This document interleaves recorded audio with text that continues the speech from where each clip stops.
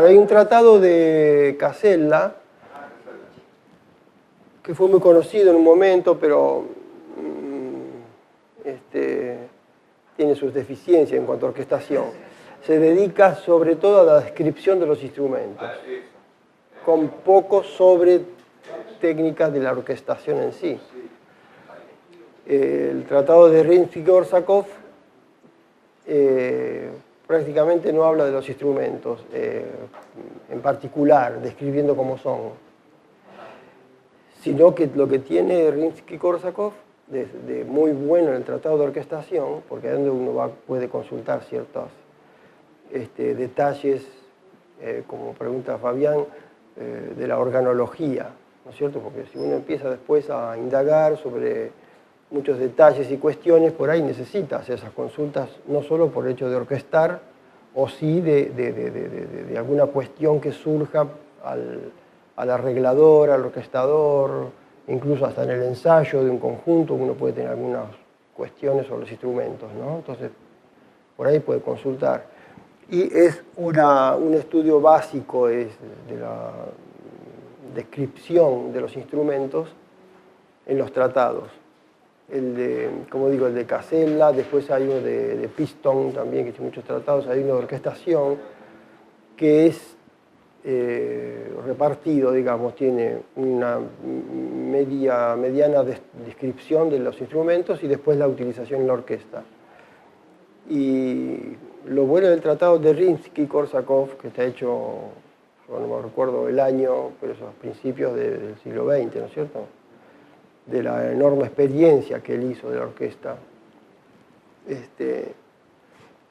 es el único tratado que aborda un sentido de las proporciones del instrumento en la función orquestal. Él, por ejemplo, dice lo que sabemos en la orquesta, que por qué está formado así, que existe la fila de primer violín, son 12 o 16 según la composición de la orquesta, y a esta unidad, eso es una unidad de línea, en la partitura es un pentagrama, que aunque pueda tener divisis y todo, ¿no es cierto?, se puede hacer los divisis que se quiera y hasta agregar pentagramas también al primer violín, ¿no es cierto? Pero la idea es que el primer violín es una guía, es una línea, sean 8, 12 o 16. Y a esto le corresponden 2 flautas o 3 flautas. Entonces, él hace en el uso de la orquesta, esta comparación. Y pone esto, por ejemplo, línea de violín igual 2 flautas. A una flauta le corresponde tal cosa. Bueno, por ejemplo, dice otras cosas que no están detalladas de otra manera, ¿no? Que la línea de las violas se corresponde a los cornos, o que 2 cornos después empieza a sumar. Puede ser igual a un clarinete más una flauta más no sé qué. Entonces, si uno puede reunir conjuntos y cómo distribuir una melodía en una diversidad de conjuntos, conociendo el valor proporcional que tiene la suma de timbres. Es un tratado, eso es fabuloso, ¿no? Muy, muy bueno. ¿Las equivalencias las hace por razón del caudal sonoro? No. Del caudal sonoro, y se entiende que el concepto estético, que es muy importante, es, digamos, de herencia del clasicismo, ¿no es cierto? Digamos que uno podría decir del romanticismo musical, pero el romanticismo musical también tiene herencia del clasicismo musical, así que todo sería el clasicismo, ¿no es cierto? En ese sentido, aclarando, ¿no? Entonces, el concepto de ese tipo de orquesta, de justamente la orquesta de él también, que es enteramente orgánica, proporcional, después en los procesos de investigación, de innovaciones del siglo XX, empieza a desproporcionarse la orquesta, a utilizarse elementos más contrastantes, ¿no? Imaginen ustedes que si una línea de las violas o de los segundos violines, que es igual que el primero, equivalen a 2 clarinetes o a 3 clarinetes, que en una pequeña orquesta Stravinsky pone un violín al lado de un clarinete, ¿cómo tiene que tocar ese violín al lado del clarinete? No es que tenga que tocar siempre fuerte, sino que cómo lo utiliza el compositor, sabiendo que hay ya de por sí una desproporción, ¿no es cierto?, en la magnitud del sonido, en la tímbrica, y también se sobreentiende que ese solo violín es un solista, digamos, ¿no?, que ese también va a salir fuera. Pero sobre todo, lo que importa en la composición en sí es que el compositor considere este régimen de valor combinado con los instrumentos, ¿no? Entonces, bueno, la organología ya vamos directamente al resultado del instrumento, ¿no es cierto? Maestro, y lo llevo al bandoneón ahora. Entonces, no tenemos al bandoneón. Claro, el bandoneón están hechos... Respecto a la orquesta, digo, la orquesta del bandoneón. Claro, bueno, y sí, está hecho en el tango. Claro, entonces, es equivalente a... sí, la orquesta de tango... A los vientos. En la orquesta de tango se han hecho todos los mismos experimentos y se han llegado a las mismas perfectas conclusiones. Por eso cuando se escucha la música, se escucha proporcionada y tenían muy en cuenta eso. Si faltaban 2 bandoneones o si sobraban o si... ¿verdad? ¿Pero era funcional eso? Claro, eso es el oído. Sí. ¿Según el criterio de cada orquesta? Sí, claro. ¿Hay un patrón? No existe eso. Las cosas nunca están hechas. No. Eso se fue, por eso hubo una evolución y se fue conformando a través del tiempo, de manera que es una factura del músico eso. Por eso cuando hablamos de la conformación de la orquesta del tango, se realiza a través del tiempo y a través de un magnífico, extraordinario laboratorio que es el ensayo. En el ensayo es el músico donde mide todo, mide lo que sobra, lo que falta, y si el piano tiene que tocar más suave, y si el contrabajo va más adelante, o si, ¿verdad? Entonces, y la pericia de los primeros orquestadores ya orgánicos, de escribir el arreglo, la consideración de aumentar las cuerdas, es decir, la necesidad de engrandecer la orquesta de tango para poder cubrir un espacio muy grande de un salón, de un club de 2.000 personas, entonces necesita 5 bandoneones. Ahora, para hacer la armonía y la melodía o los contracantos detrás, unas cuerdas, ¿cuántas precisa? Y ya 2 violines no me alcanzan. Entonces, todo eso parece muy lógico que se cae de maduro, pero para que se caiga de maduro tiene que llegar a ser maduro primero. Bueno, entonces, ¿no es cierto? ¿Quién lo lleva a ser maduro? Está bien. Entonces, todo eso son decisiones extraordinarias de los músicos, porque no han forzado las cosas, no las han forzado, sino que las han ido resolviendo con un extraordinario orden de buen gusto y también de un proceso del oído de ese clasicismo, lo mismo, porque yo digo esto, ¿no?, que nuestra orquesta típica, nuestra orquesta de tango, en toda su historia y su conformación, es un perfecto derivado del concepto del sinfonismo. La orquesta de tango entra en el periodo perfecto histórico del surgimiento de lo que se llama la pequeña orquesta en el sinfonismo. Esto, digamos, comentarios, ¿no es cierto? Pero bueno, viene un poco a esto que lo que queremos nosotros, de cómo se ubica el bandoneón en este universo, ¿no es cierto?, musical.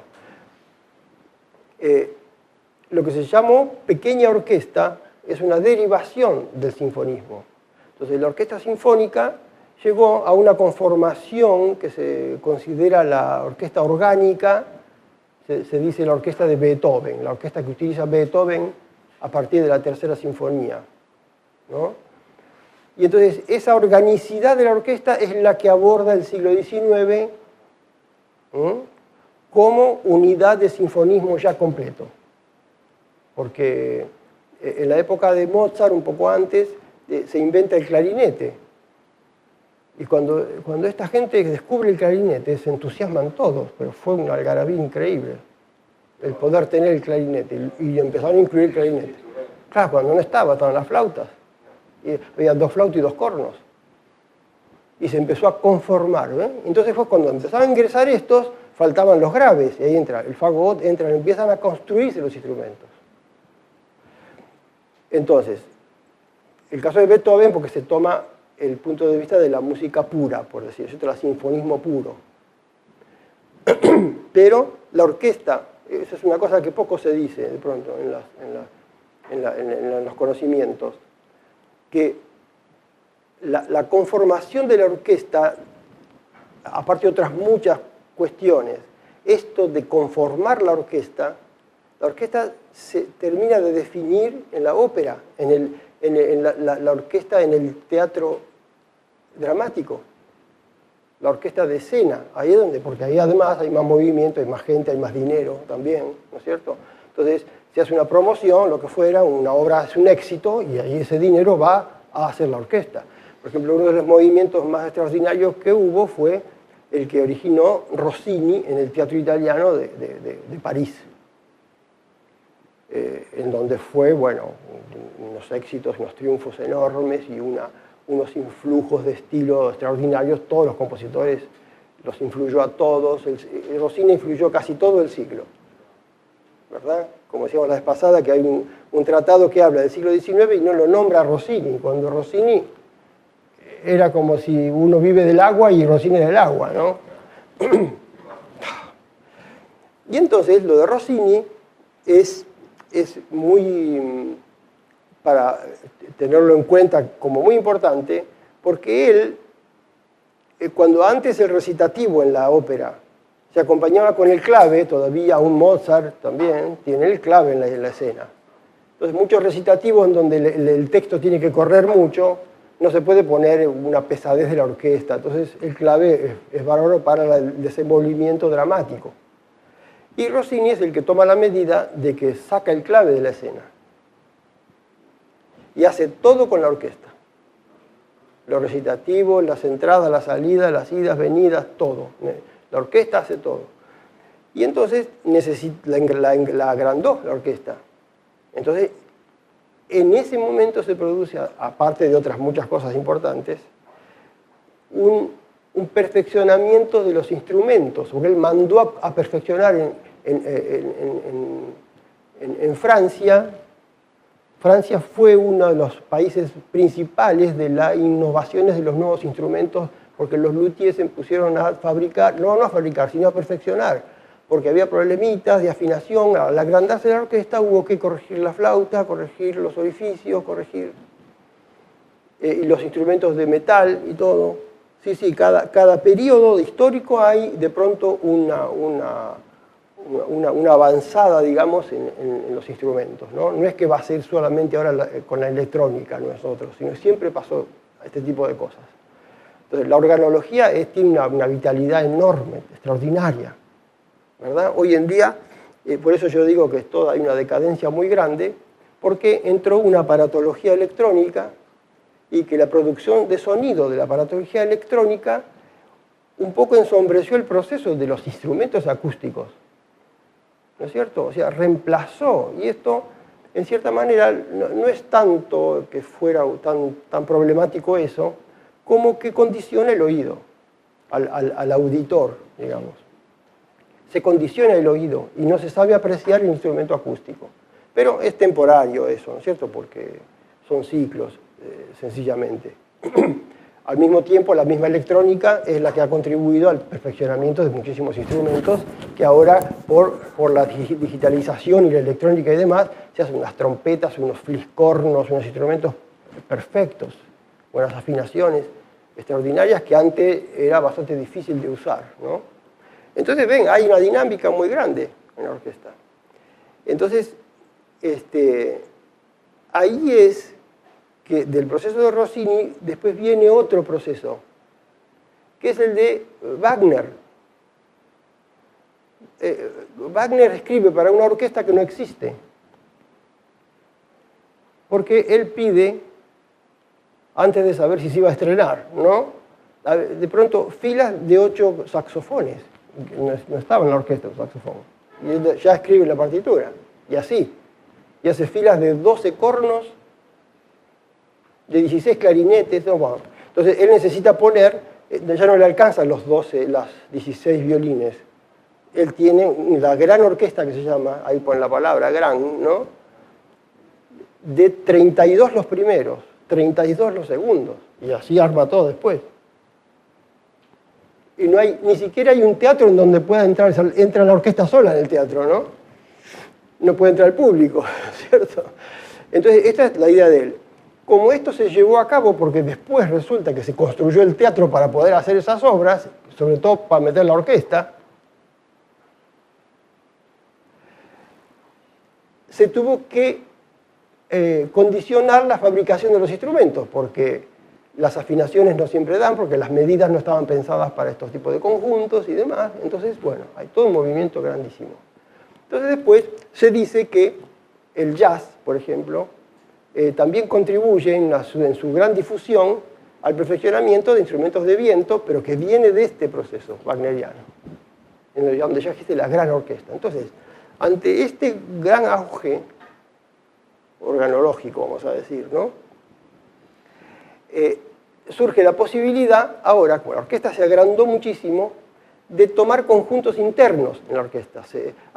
El orquestador arma conjuntos pequeños adentro de la orquesta mientras está tocando la sinfonía o lo que fuera. Arma como pequeños conjuntos para lo que lo necesite, porque no siempre va a tocar toda la orquesta, todo.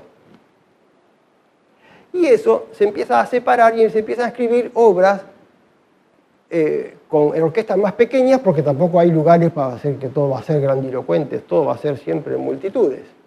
Y ahí viene la idea esta de la pequeña orquesta, que es una conclusión de lo que se consiguió de lo grandilocuente, por decir, de la orquesta.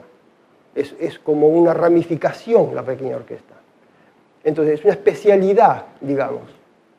Aclaramos muchas veces en los cursos de orquestación que decir pequeña orquesta no es que, como en la naturaleza, que primero es chiquito, después que primero se inventó la primera orquesta y después la orquesta grande, ¿no es cierto? No es así. Cuando yo tengo todos los recursos, después puedo seleccionar y sacar otras diversas conclusiones de esto, y esto es lo que ha pasado. Y entonces, cuando hay muchísimas composiciones y después hay óperas pequeñas, de un solo acto, con pequeñas orquestas, de Honegger, de muchísimos compositores que han compuesto, describiendo qué instrumentos usan, entonces una pequeña orquesta. Eso se hizo muchísimo en la primera mitad del siglo XX. Y es justo la época de nuestras orquestas. La del jazz, la conformación de la orquesta de jazz puro, digamos, y la orquesta típica, que no es más que una pequeña orquesta en la época de las pequeñas orquestas, con derivación sinfónica. Cuando a mí, en los estudios míos, se me aclaró esto, enseguida ya se me resolvió la idea. Digo, bueno, la orquesta nuestra es esto. No había mucho que pensar, ¿no es cierto? En donde están todos los elementos dados. En este caso hay como una reversión, ¿no es cierto? Las cuerdas siguen siendo cuerdas, siguen teniendo la masa armónica, y el bandoneón o los bandoneones ocupan el lugar de los vientos, que tienen también su masa armónica más dúctil que la masa de vientos de madera en la orquesta. El bandoneón es más dúctil porque es la autonomía de un solo instrumento, es como si fuese un pequeño órgano, pero yo no me inclino a compararlo con el órgano, al bandoneón, porque si bien es de la familia, digamos, en cuanto a la continuidad del sonido y demás, pero la capacidad expresiva y la capacidad articulatoria, que hablamos de pasada de articulación del bandoneón, lo hace totalmente distinto del órgano.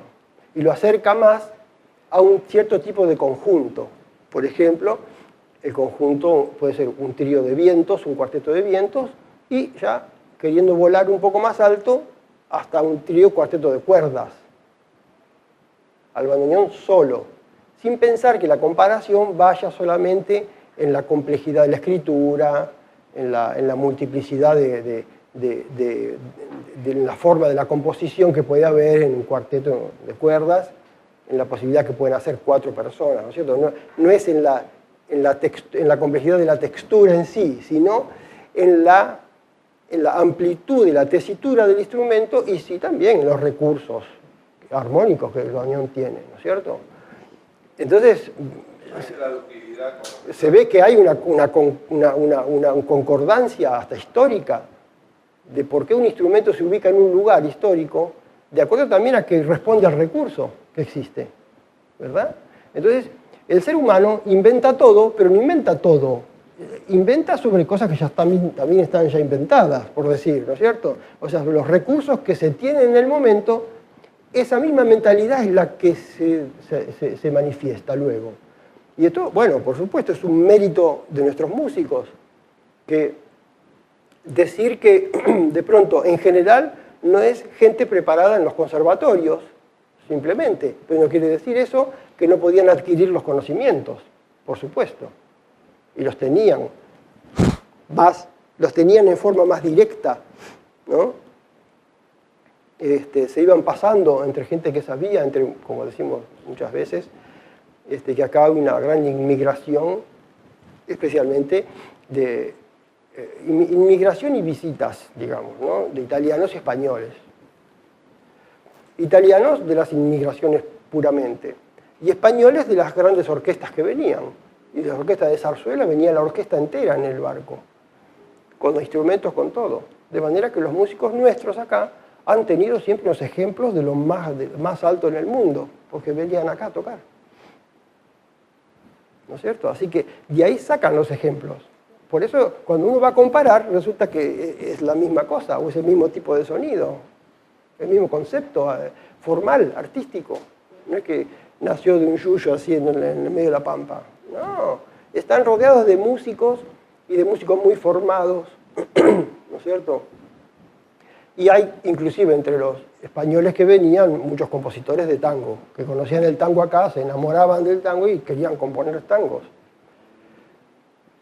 Como se tenían los españoles el tanguillo y el tango que vimos en el curso nosotros, después de eso componían más tangos criollos también, tangos porteños.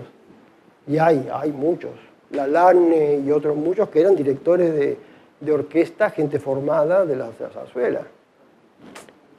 Entonces, bueno, ven, el bandoneón, cuando decimos que desde acá los músicos nuestros piden y sugieren a la fabricación del instrumento, o aceptan y dicen este es el bueno, lo hacen desde una posición de excelencia comparativa. Cuando están diciendo que es el bueno y hasta hoy en día decimos lo mismo, que ese era el bueno. Entonces, ellos tenían el ejemplo perfecto comparativo, ¿cierto? De modo que a veces cuando hay corrientes que aíslan tanto al tango como que se hizo solo, que nació de un yuyo, no es así, no puede ser. Y que es justo que se lo compare, que consiguió las más grandes dificultades y recursos, como toda la música universal, ¿no? Entonces, el bandoneón entra ahí, en el proceso organológico. Es pertinente, ¿no es cierto?, que hagamos este comentario, porque estamos hablando no solo de la descripción individual del instrumento, que la haremos, sino por qué se define. El bandoneón define sus componentes y demás en relación a que viene definiéndose estéticamente en la manifestación expresiva. Ahí está definiéndose, al ser nuevo, se necesita que se defina ahí. Entonces después se lo describe, porque no puede haber un inventor de una cosa tan nueva que ya describa todo lo que... Es decir, cuando nace un niño, uno no sabe después si se va a casar y cuántos hijos va a tener y cuántos nietos va a tener, nadie lo sabe. Entonces es lo mismo para todo, ¿no es cierto? Es importante que las cosas inician, ahora, que inicien bien de acuerdo a una proyección, después puede no producirse. Si se produce, después se puede analizar y decir, esta persona fue una buena persona, vamos. Tuvo que vivirlo primero, ¿no es cierto? ¿Verdad? Entonces, es ahí que yo digo que este momento para nosotros es como el necesario también y el ideal para ya encarar estudios más orgánicos, más específicos sobre el bandoneón, sin tener tanto un espíritu experimental. Cuando que las cosas se están recién definiendo, ya tenemos un tipo de definición, ya no es tan experimental. Yo les aclaraba la vez pasada sobre nuestra titulación, ¿verdad? Que decimos tendiente a especificar una técnica como si no estuviera la técnica. La técnica está. Lo que tenemos que hacer es describirla, argumentarla, explicarla para poderla transmitir. Y perfeccionar, por supuesto. Y que a su vez también la técnica es la misma expresión. Quiere decir que aquel que ha conseguido cierto perfeccionamiento técnico, él tiene que conservarle la vida a esa técnica. Entonces, es un elemento vivo. No es que ya lo sabe.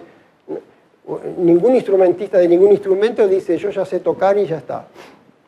Sino que llegó a un punto en donde sabe que puede abordar cierto material y que siempre el instrumento le va a exigir, ¿no es cierto?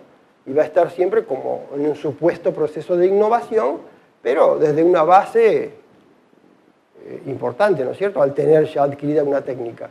Entonces, al tener un proceso ya histórico definido, el bandoneón, ahora es un buen momento de proyección, de definición de lo que tenemos para ir adelante. Yo creo que es imprescindible. Tanto eso como en todos los aspectos completos, ¿no es cierto?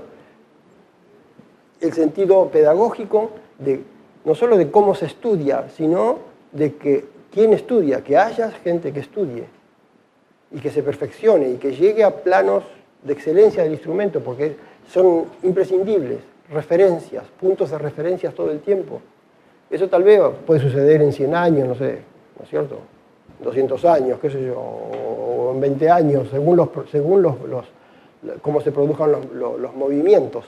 Pero se necesita de muchos ejemplos para poner a prueba todos los elementos que vayan como desarrollándose. Entonces, si nosotros hemos encarado un punto de pedagogía, un punto de inicio de organización de la pedagogía, estamos en la obligación de hacer esto a una proyección que no sabemos, ¿no es cierto?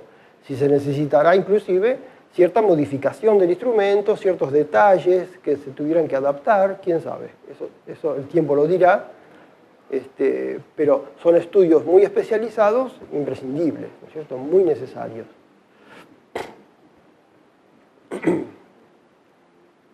Las preguntas tienen que venir, ¿no es cierto? Porque yo las promuevo también. Por eso quiero que ustedes estén en la asistencia del curso, porque hablamos de cosas a veces muy abstractas, o hablamos sobre cuestiones de lo que uno ya realiza que no es demostrable ahora. Entonces, una pregunta de ustedes, una cuestión, una objeción, una observación, de pronto es necesaria, pues yo cuento con la experiencia de ustedes.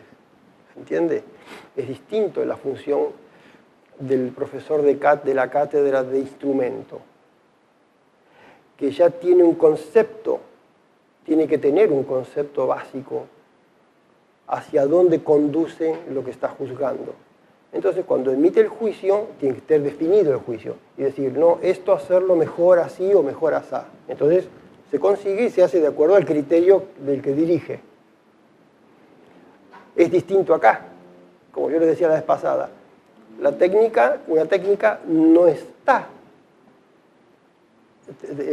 determinada completamente. Casi nunca está determinada completamente, porque si no es como que ya terminó el negocio, cerramos. No.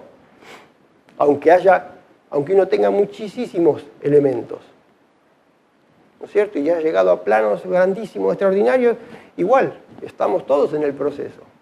¿Se entiende? Con esto que decimos que es un elemento vivo, tiene vida. De manera que por eso, como decíamos con Eugenio, que estemos atentos, ¿no es cierto? ¿No es cierto? No solo estar, sino también poner atención. Wow, está bien. Pero maestro, yo le hago una pregunta, así como por ejemplo, bueno, se inventa el clarinete producto de una relación de vientos teniendo El moderno, ¿no es cierto? El instrumento moderno, porque ya existe. pero que él hace al influjo que sale. ¿Cómo es que el bandoneón, y yo no puedo menos que pensar que no es Van, el señor de Kressel, sino que todos aquellos que emocionalmente construían algo distinto de lo que eventualmente... No, porque todo responde a un proceso como lógico, digamos, ¿no? Aunque no entra mucho en la lógica, pero que siempre tiene que haber un antecedente. Sí. En aquel momento del principio de 1800, cuando yo digo este movimiento liderado por Rossini, es el momento en donde surge un instrumento, la invención de un instrumento nuevo.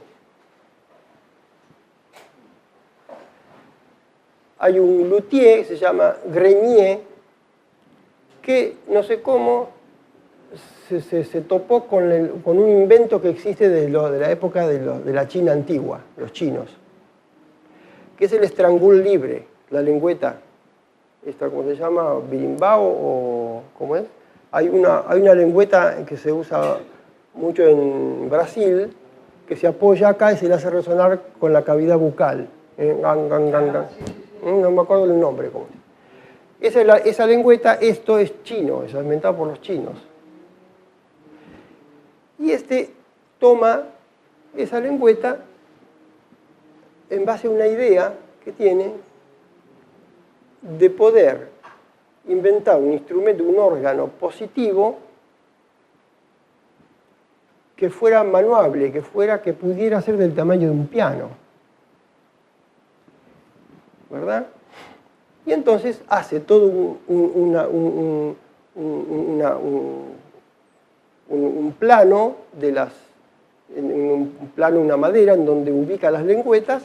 Bueno, en síntesis, inventa el armonio. Esto fue en 1810. Pero fue en este movimiento en donde ahí había un movimiento extraordinario de instrumentos e instrumentos en ese momento. Hubo movimientos es decir, París es por todo este proceso de París, que después es la ciudad luz en el siglo XIX, ¿no es cierto? Porque, bueno, entre otras cosas, esto en el arte y en esta fabricación. Todavía en París existen unos centros de fabricación y de lutería enormes, ¿eh? Cuando estuve en el conservatorio casi me desmayo. Yo estuve en el conservatorio de París. Sí. Fui adentro, pero no tenía permitido entrar, porque entran solamente, tenía el carnet, ¿no?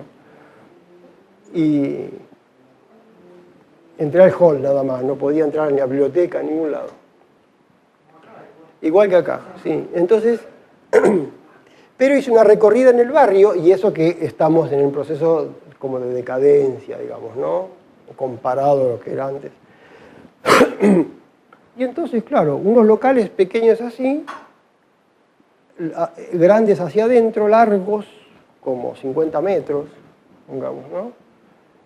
En donde en uno era lutería y venta y canje y de todo, de violines. Así que verías 4 o 5 filas de violines hasta el fondo. Al lado, violonchelos, todos. Allá, al otro, arpa, hasta el fondo, otro, percusión. Todo en el barrio, porque ahí es el ámbito, ¿no es cierto? Entonces existe el alquiler de instrumentos. El que no tiene instrumentos puede alquilar por una semana, por lo que fuera. Tiene sus salas también, va, lo alquilas, lo utiliza.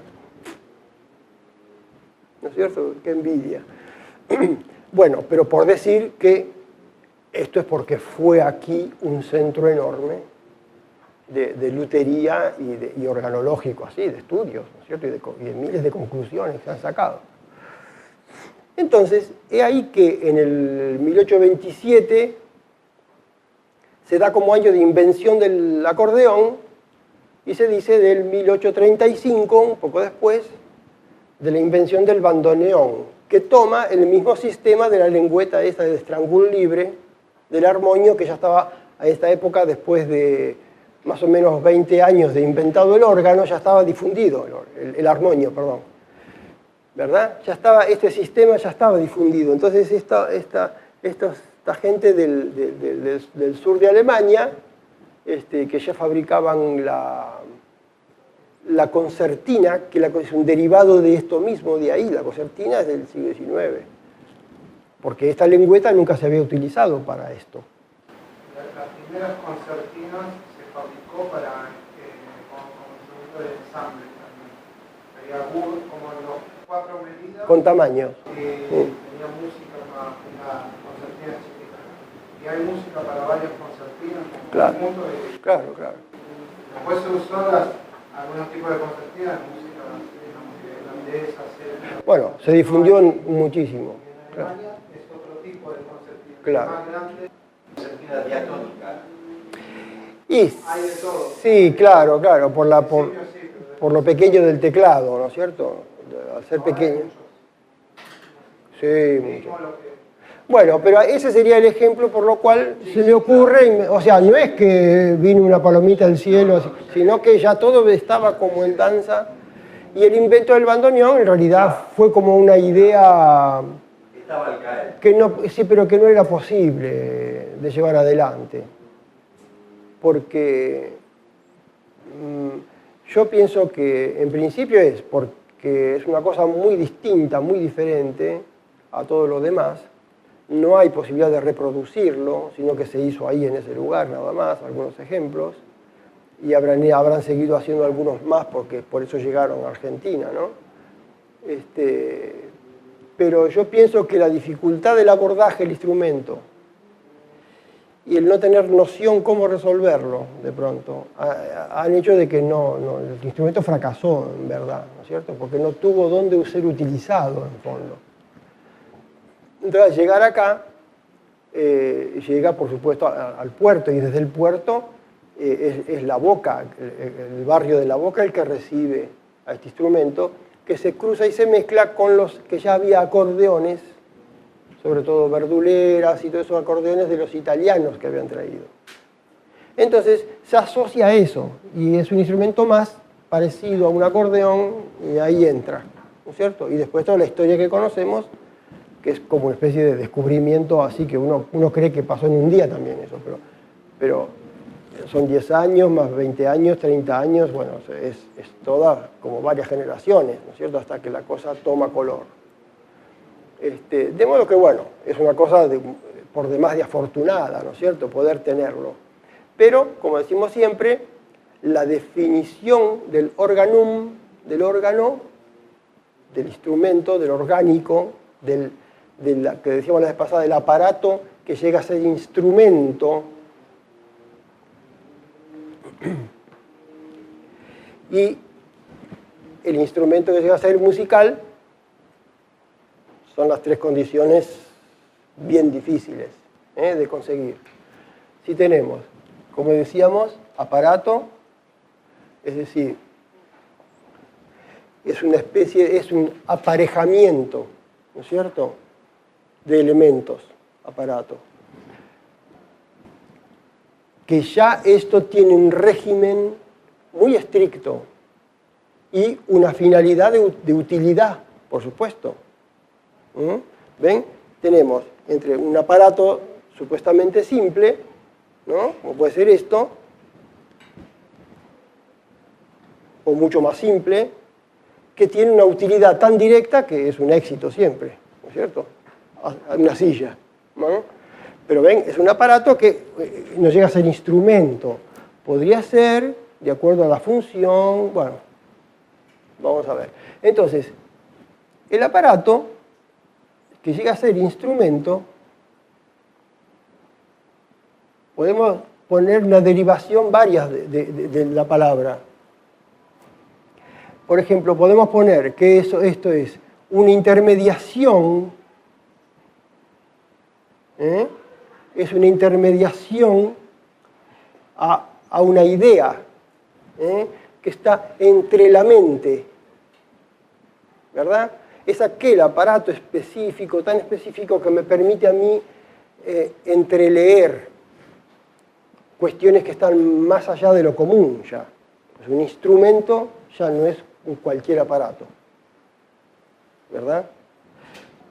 Como puede haber instrumentales complejísimos, como puede ser los aparatos nuestros electrónicos, son aparatos electrónicos, pero perfectamente que llegan a ser instrumentos, cuando la utilidad, cuando la operatividad tiene un tipo de utilidad también específico, ¿no? Y nosotros en otros momentos habíamos analizado esta palabra también del instru, que es esta, ¿no? Es structo, que es una raíz muy utilizada, muy antigua, la palabra del structo, que quiere decir, structo quiere decir piedra, quiere decir zócalo.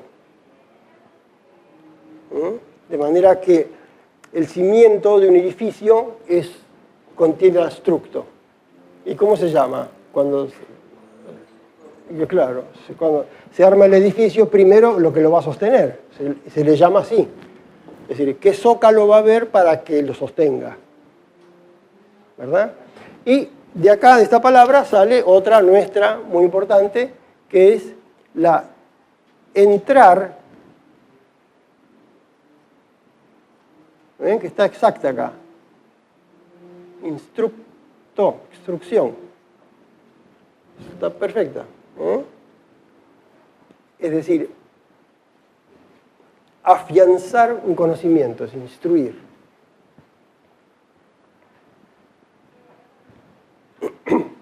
¿Ven que la diferencia que puede haber entre instrucción y conocimiento, entre instrucción y saber? El que está instruido, digamos, puede llegar a tener un grado de manifestación de su conocimiento instruido y puede llegar a tener pericia. La pericia también indica un estado de saber. Y colocando de arriba de todo siempre lo del saber y la sabiduría. Pues al decir ciencia estamos hablando ya de donde está todo contenido, la instrucción, la pericia. La pericia tiene también un sentido de manifestar el conocimiento para experimentarlo, expericia, experimentar. La palabra pericia está en experimento, es decir, manifestar lo que se sabe o demostrar lo que se sabe. Experimentar. Experimentar no es, como decimos siempre, ¿no? No es que yo voy a hacer a ver qué pasa, porque no sé lo que va a pasar.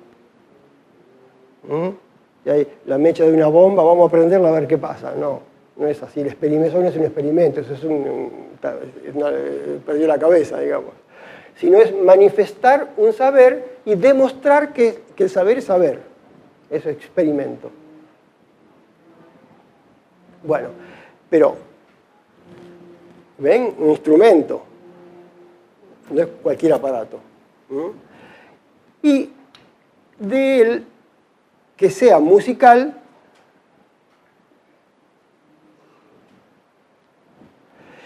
quiere decir que lo que va a manifestar dice sobre lo profundo del ser humano, porque el arte es humano.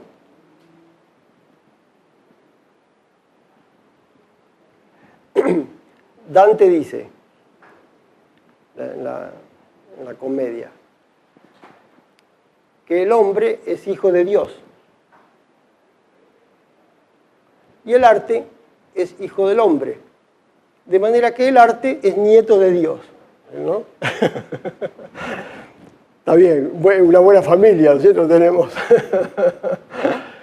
Entonces, para ver qué es el arte es una manifestación del hombre, es el hombre. Entonces, es para internarse en el ser humano y para poder extraer del ser humano todas sus profundidades, sus honduras, su saber, su todo. Porque el arte es una de las manifestaciones totales del ser humano. Como puede serlo el saber puro, la ciencia en sí también manifiesta al ser humano. Pues el arte lo manifiesta completo. Por eso el arte no tiene solo el fin de de llevar a cabo la expresión, o sea, tocar música para que escuchen y si les gusta, para que compren discos y entonces va a ser una cadena de otras. Bueno, está bien, eso es una cosa de época, de hábito, de que se puede hacer, está bien, pero el arte no tiene como fin eso, ¿no es cierto? Sino que el arte tiene como propósito, no es tampoco finalidad, tiene como propósito poder manifestar la vida del ser humano. Se propone de poderla manifestar de algún modo, de poder sacar los misterios que la vida encierra. Si lo consigue, puede ser que no les guste a muchos, ¿no? Tampoco eso, ¿verdad? Entonces no es que solamente tenga que... Hay un gusto implícito, ¿no es cierto? Hay un disgusto también. El gusto es necesario porque se necesita como elemento de conexión. Es decir, por supuesto que si se hace algo del arte, el arte se hace para que guste o para que pueda ser gustado. Se confunde hoy en día el gusto con una libre elección personal. Yo lo tomo o lo dejo, lo tiro o lo acaparo, o lo manipulo. O si me sirve para algo, lo utilizo y si no, no lo tiro. Ese no es el gusto, ¿no? Sino el gusto también es comprender cuál es el gusto que manifiesta el arte y participarlo. Eso es gusto. Es decir, no es que me gusta, sino que yo entro dentro de ese gusto. Quiere decir que es una definición estética el gusto. Entonces yo puedo, como se dice, comulgar con esa definición estética y yo entonces me adhiero a ese gusto. Y es una conclusión elevada ya del ser humano. Es de una manifestación ya trascendente, ¿no es cierto? Porque ¿por qué participo de ese gusto? Y porque de pronto pertenece eso a mi lugar de nacimiento, o expresa a mi nación, a mi patria, o a mi pueblo, o lo que fuera. Algo por lo cual yo quiero pertenecer, y entonces yo adhiero a ese gusto. Entonces hay alguna conclusión elevada, ¿no es cierto? Porque si llevamos el gusto solamente a una cuestión visceral, ¿no? A ver si en ese momento cómo me cayó, si me fue simpático, digo, sí, puede ser, y si no, no sé, ¿no? Entonces bueno, yo digo, de pronto llevamos al gusto solamente a que si el gusto es muy elemental a veces, el gusto en el punto de vista físico o corporal, ¿no es cierto? Digo, bueno, a mí me gusta el dulce de leche, ¿no es cierto? Ahora, si me como 1 kilo de dulce de leche, tengo que llevarlo al hospital. Ahora, el gusto tiene esa cosa muy elemental, como se lo toman comúnmente, pero no es ese el gusto. El gusto es una consideración de un juicio elevado. El gusto es aquel, esto que decíamos, de una elección superior mía, a ver si yo participo del gusto que manifiesta eso. Y yo puedo decir, no, yo de esto, ahí yo no pertenezco, no me cabe, no hay manera de que yo pueda congeniar con esto, así que el gusto de esto a mí no me va, porque sé que yo no pertenezco ahí, no me pertenece a mí, o lo que fuera, ¿no? ¿Me entiende? El gusto ya es un juicio estético. Muy bien, ahí estamos, en el arte, ¿ven? La música. El instrumento es el que me está expresando eso. Así, ¿yo cómo saco todas esas conclusiones? Y libros y tratados de arte, de estética, imagínense todo lo que puede haber en la música, en la historia, ¿no? Todo eso me lo dio un instrumento a mí.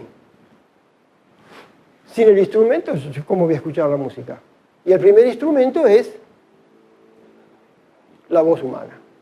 Que el ser humano está en esta cuestión desde que entiende que es ser humano.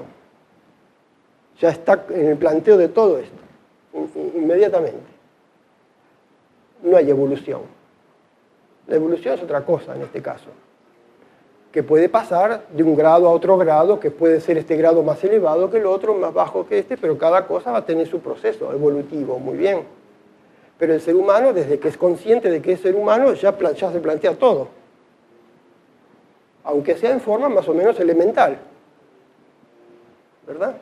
Entonces, por eso se habla a veces en los estudios sobre estética, sobre el origen digamos, el origen del arte, el origen de la música. ¿Cuál es el origen realmente? Entonces ahí hay muchos planteos muy interesantes. El origen. Y el origen se lo asocia al origen del hombre también. Quiere decir que el hombre en su origen ya se plantea esto como cuestión de su propia identidad. Entonces ya es ser humano de entrada. ¿Verdad? Sin entrar en otros campos, ¿no es cierto? Que no nos corresponde meternos. Entonces, bueno, he aquí por eso el instrumento musical. Esto que decíamos la vez pasada sobre la simplicidad del instrumento, la simpleza de la idea en la fabricación o en el invento del instrumento, esa simplicidad es necesaria, es imprescindible, porque yo fácilmente tengo que poder expresar para ir adentrando en las honduras de las complejidades de la expresión y del alma humana. Entonces, si el instrumento ya es demasiado complejo, ya me entorpece. Entonces, bueno, otro mérito más, ¿no es cierto?, del instrumento nuestro que tratamos.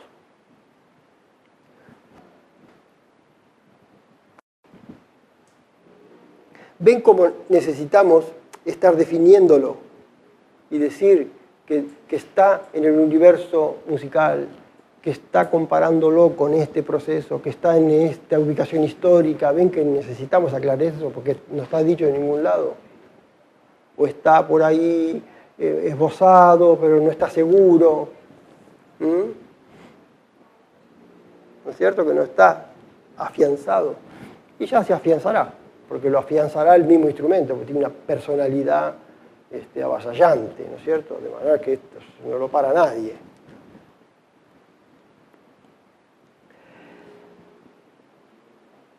Y entonces, entrando más en detalle en lo nuestro, porque igual siempre surgirán cosas así que nunca las evito, ¿no? Y las consideraremos. Vamos en cuanto podamos ir delineando este tipo de definiciones y redondeando. Entonces,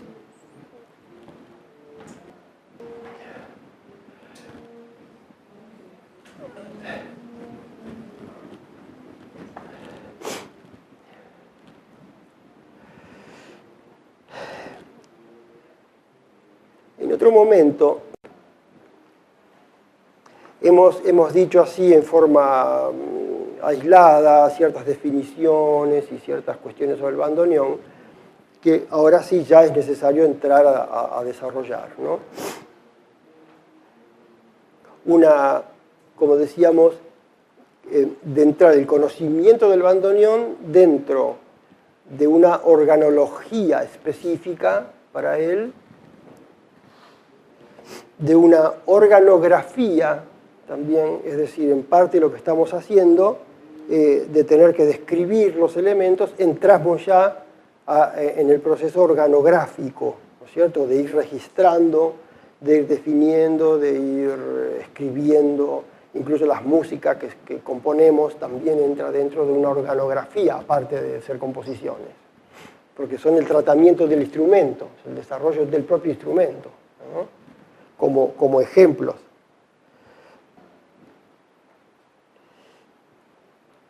Para llegar a la descripción histórica del instrumento, de la experiencia que ya tenemos, que es breve, es poca, pero es suficiente y completa. Lo del tango, si nosotros decimos que el tango puede desarrollarse dentro de 100, 120 años más o menos hasta hoy, ¿no es cierto?, desde que inicia todo hasta que tenemos hoy ya un proceso casi posterior, como que parece que pasó el primer ciclo, ¿no es cierto? Pero, y es breve históricamente, pero es suficiente, porque se llegaron a definiciones extraordinarias. Hasta decir esto, por ejemplo, que no es una opinión personal, sino que tratar de definir un proceso estético. Si en muchos momentos se dijo que Piazzolla pudiera ser una innovación para el tango. Nosotros podemos decir también que en realidad Piazzolla lleva a extremo muchos de los procesos técnicos, instrumentales para el bandoneón también, no tantos, otros han hecho más, ¿no? Pero sí instrumentales de conjunto, de ideas de composición, de muchas proposiciones que él establece, que lleva a ciertos extremos de la expresión. Lo que él dice que es una innovación, ¿no es cierto? Él habla de cambio, de cambiar el tango, dice él, ¿no? Y en realidad lo que observamos históricamente es que en realidad es como que él encuentra casi los recursos agotados prácticamente. Y al encontrarlos agotados, casi agotados, inventa un poco otros que llega como a cerrar en realidad el proceso. Él viene a asegurar de que se cerró. O sea, como si dijéramos que no es tanto innovador como conclusivo, ¿no es cierto? Mirados desde varios puntos de vista. No es una opinión personal, es una observación, ¿se entiende? Porque pues se discute sobre gustos, ¿ves? Sí, pero a usted porque le gusta, al otro porque le gusta, no es eso. Uno tiene que ser ecuánime y claro en las ideas para ver dónde ubica ciertos procesos que para este caso que estamos hablando podemos decir esto, para otros diríamos otras cosas respecto a las composiciones, ya que hemos nombrado a un compositor, ¿no? Y de cada uno podemos decir muchas cosas, ¿eh? Sobre el tratamiento del bandoneón. Podríamos tomar buenos intérpretes, buenos compositores, buenos arregladores y sacaríamos montones de conclusiones que si vamos teniendo espacio lo podemos ir haciendo en otro momento, ¿no? Cuando entremos en el proceso pedagógico, ¿no es cierto? Porque al entrar en el proceso pedagógico necesitamos ir a tomar los ejemplos definidores. ¿En dónde está definido tal o cual recurso? Inicia acá, inicia de este modo, se resuelve de esta manera, de acuerdo a lo que contemos como historia, ¿no? Lo que tengamos a la mano.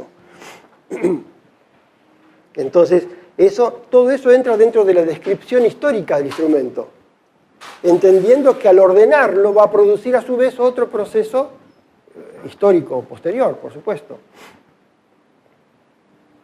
Porque se pueden ir aclarando muchas cosas en el instrumento que tienen que ser transmitidas después. Por ejemplo, la mayoría de ustedes que han llegado a hacer obras muy complejas en el bandoneón, y entonces eso va a dar su fruto, muchos frutos en sus momentos, de diversa naturaleza. Y en general es un fruto transmisible, ¿no es cierto? Es decir, es un punto de partida ya conseguido que va a oficiar de reflejo para ir adelante, para seguir, para decir, esto ya se hizo, ¿no es cierto?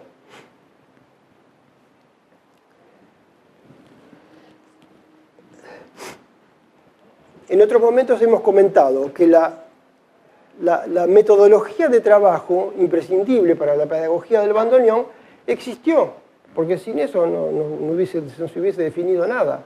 Pero existió de un modo vital, vamos a decir, ¿no? Lo fueron viviendo, como decíamos al comienzo, que se tuvo que agregar ese instrumento. Entonces, el concepto del propio músico que fue conformando el conjunto, su idea musical es la que ofició de metodología. Y que el material apropiado, de que si el arreglo tenía que hacer de una manera o de otra, cambiarlo por acá o cambiarlo por allá, entra a definir un material didáctico. El inconveniente nuestro es que no contamos con ese material didáctico, que son los arreglos de las orquestas que se los han quedado, o que se han perdido, o que no los quieren dar, una serie de cosas que van contra el proceso didáctico del instrumento. No tenemos un material disponible. Y a veces, aunque lo tuviéramos, no siempre es posible llevarlo a cabo, porque bueno, uno no puede volver a vivir lo que se vivió, porque no tenés ni la gente para hacer las cosas, ¿no? Pero bueno, por decir que una didáctica existió, ¿se dan cuenta? Pero en una organización que hoy no la tenemos disponible. Entonces ya es hora de que vayamos orientando también eso para tener cosas disponibles dentro, no solo de la pedagogía, de la metodología, de la didáctica del instrumento. Por eso a veces mi afán de hacer obritas arreglos apropiados para todo eso, no solo para cumplir, solo porque yo trabajo en la clase, porque es mi trabajo que cobro el sueldo, sino ya pensando en el proceso didáctico de qué es lo que se necesita en realidad. ¿Y quién va a sacar las conclusiones sino el que tiene la experiencia? ¿Quién va a ser? ¿De quién lo vamos a pedir? ¿Se dan cuenta? Se sigue hablando, no sé si en estos días alguien mencionó, preguntó, sí, porque hay un método, ¿no? Porque no sé cómo se llama, un método de bandoneón. Bueno, está bien. Hay muchos libros que se llaman métodos, pero no constituyen una metodología. Es música escrita que después no se sabe ni cómo se toca eso. Entonces, ven, no hay claridad, no está claro, no está especificado. Es porque eso hay que hacerlo, no está hecho, es simplemente. No es para encontrar defectos a las cosas, sino es porque en realidad no se necesitaba hacer de una manera que si era útil así, ya eso cumplió su utilidad en el momento. Pero hoy en día el bandoneón necesita una proyección ya específica y la muestra de que el instrumento sea un verdadero solista, ¿no es cierto? Y que se muestre en su condición de solista integral.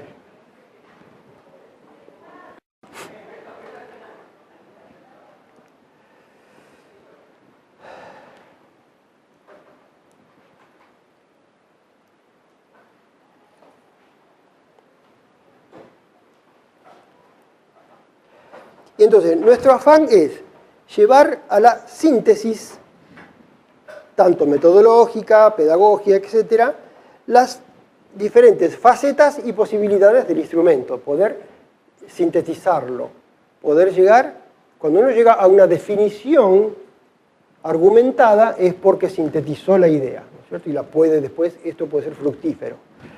Y entonces decíamos que debemos determinar los elementos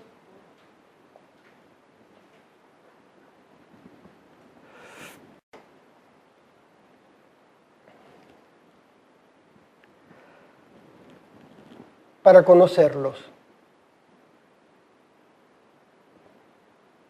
Hay que conocerlos. ¿Cuáles son los elementos? Por ejemplo, el primer elemento es el propio instrumento. Sería el elemento completo. El propio instrumento es un elemento en sí. Observable, analizable, etcétera, que eso vamos a hacer mucho. Y de acá establecer principios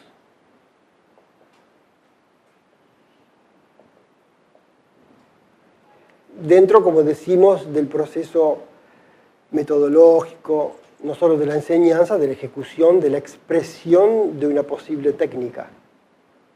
¿Verdad?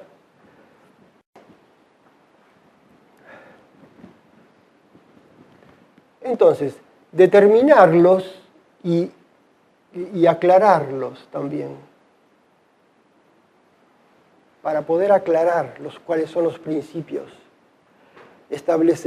Aclarar unos y establecer otros también, ¿no?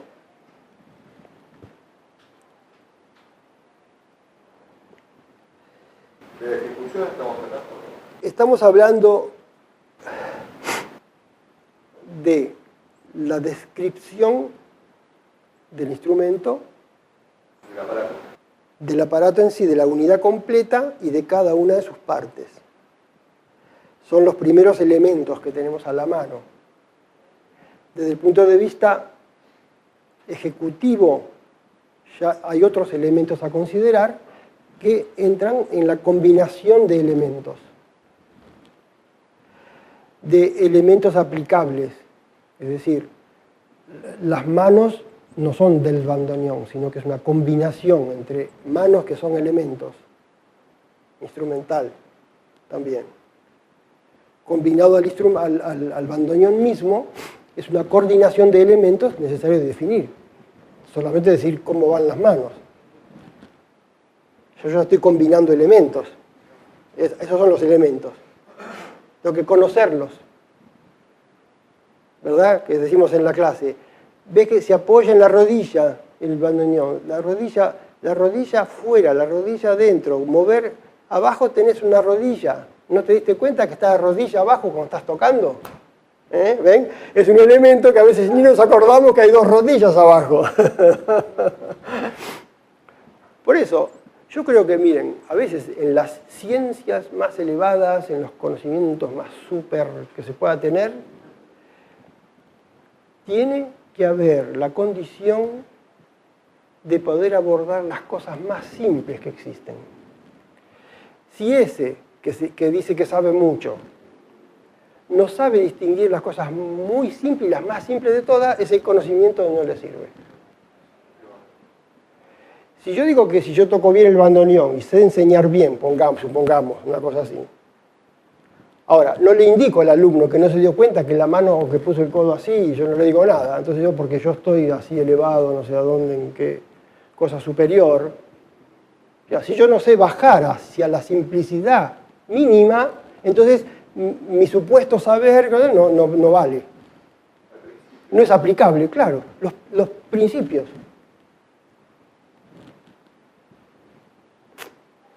Y entonces, eso se ve en grandes maestros y se pone en evidencia. Dice, mirá, este es un maestro porque mirá en qué se fijó, en una cosa que parecía que como uno lo tenía allá arriba, al individuo, y después resulta que le fue a decir una cosa ínfima, porque observó todo, y bueno, sí. Porque si tiene un conocimiento muy elevado, no quiere decir que se escapó ese conocimiento, que se fue, que se salió. Es elevado porque, por la correlación que hace de los elementos de los mínimos a los máximos. Entonces, una pedagogía verdadera, una metodología verdadera, ¿ven?, tiene que saber establecer principios. Si no, ¿cómo va a llegar a conclusiones? De pronto a veces hay super matemáticos, o físico-matemáticos, o gente, y a lo mejor se entretiene haciendo cuentas, sumando y restando, porque le gusta sumar y restar, y adora eso, y a lo mejor es que porque es un genio, las cosas mínimas no le molestan, al contrario, le atraen. Los físicos dicen que... O enseñar a un niño, de pronto. Dicen que la ciencia en general es simplificar, sobre todo en física. Claro, claro. Y en música ni que hablar. En música. En música es que de pronto surge un compositor que arrasa con todo y resulta que lo que arrasa con todo y la melodía que escribió era la mitad de una escala. Era una cosa mínima que cualquiera la puede usar, pero resulta que como la uso él, bueno, está ahí. Si no tiene esa capacidad de simplificación, nunca podrá hacer. Entonces, no quiere decir que un principio sea siempre algo mínimo. No es lo mismo. Estamos como a modo de ejemplo, ¿no es cierto? Establecer un principio es establecer una cierta legislación de conducta, es un principio. Al decir principio es como si dijésemos que es una ley, parecido. ¿Está? Nada más que lo llevamos al otro campo un poco nosotros. ¿Se entiende? Establecer principios. Ya iremos detallando. Para poder, ahora sí, fijar y establecer fundamentos.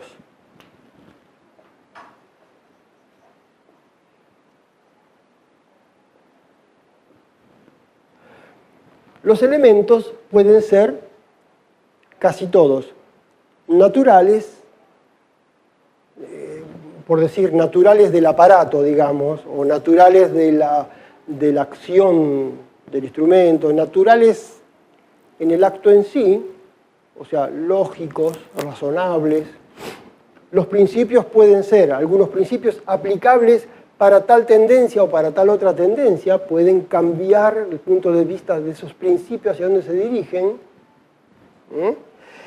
Y los fundamentos ya entra dentro de la tipología de la construcción.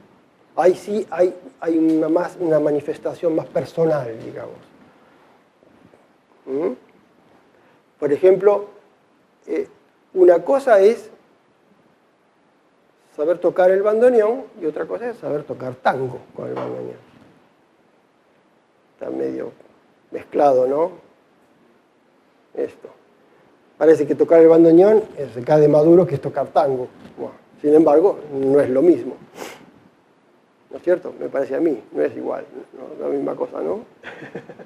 O sea que está totalmente fundido el concepto de que si tocas el bandoneón tienes que tocar tango. Está bien, lo hacemos nosotros del punto de vista del honor de la idiosincrasia, digamos, ¿no?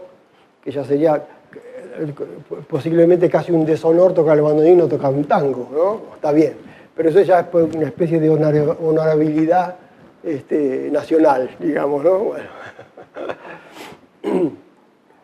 Pero poder tocar, por ejemplo, un tango con el bandoneón es porque se tienen los fundamentos de la acción de los elementos y sus principios, y al activarse yo tengo que saber tocar tango. Si toco la sonata Scarlatti, tengo que saber tocar. Aplico los elementos y los principios en base a un conocimiento establecido con una finalidad. ¿Ven? El fundamento ya está construyendo. ¿Se entiende? Entonces, hay elementos dentro del manejo técnico del instrumento que son fundamentos de acción, que aplican los principios, que combinan los elementos, pero que son fundamentos. Ya lo veremos bien. No todo es fundamento, ¿cierto? Pero sí que tengo que establecer los fundamentos. Ya iremos desarrollando.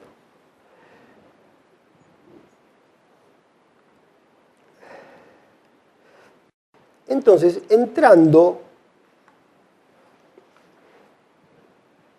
a elementos, vamos a empezar, a ver si podemos introducirnos dentro de lo que es lo que constituye los elementos.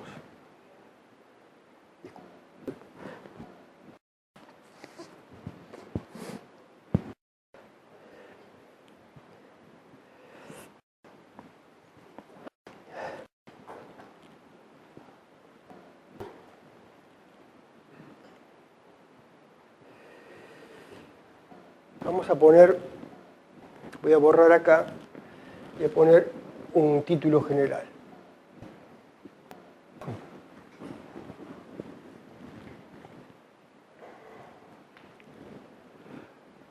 No sé si orden o...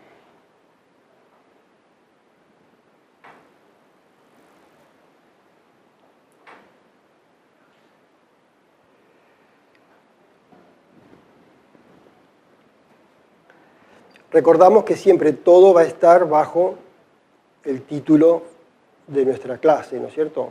Siempre, aunque no hagamos demasiadas referencias, siempre tengamos en cuenta que estamos bajo la titulación de nuestra clase, ¿no?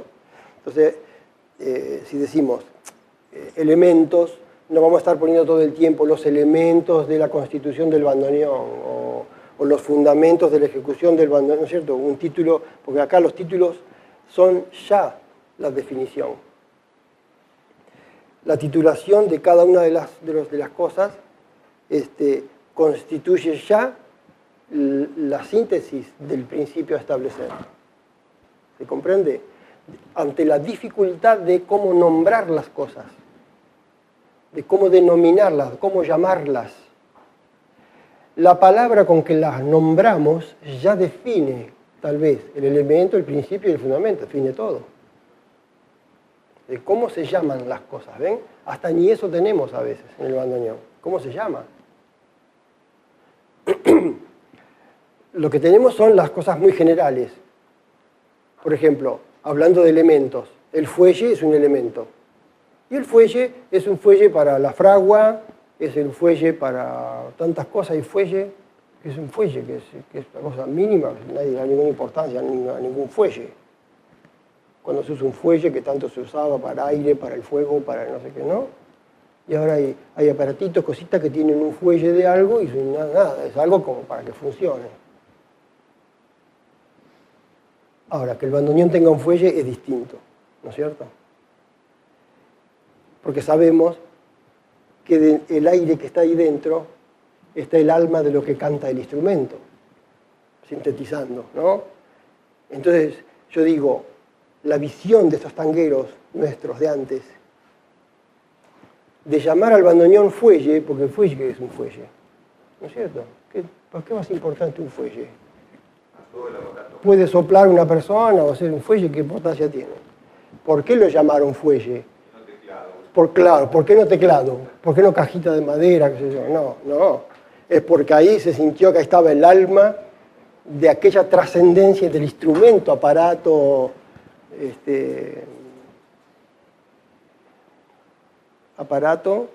instrumento musical, ¿no? El centro del alma estaba ahí, en ese aire adentro, en ese aulos invisible. Entonces, qué inspiración. Parece una cosa como de bravuconería criolla, no sé. Sí, pero es una visión terminante, ya está. La palabra ya te lo dijo. ¿Verdad? Cuando encima la palabra no dice nada, porque ¿para qué va a ser el fuelle? Pero nosotros que estamos sabiendo la intención del asunto, dice, bueno, sí, tiene que llamarse así. Entonces, por eso, al decir fundamentos, por ejemplo, y al tener que establecer el fundamento, ¿qué palabra se le pone a cada cosa? Bueno, consideramos entonces que nuestra titulación de técnica, que en otro momento aclararemos sobre algunas palabras que hay ahí también, cuando venga el caso, decimos, entramos en el aspecto de elementos.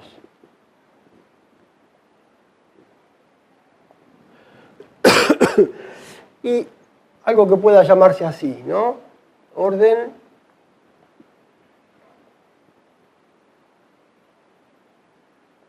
organológico,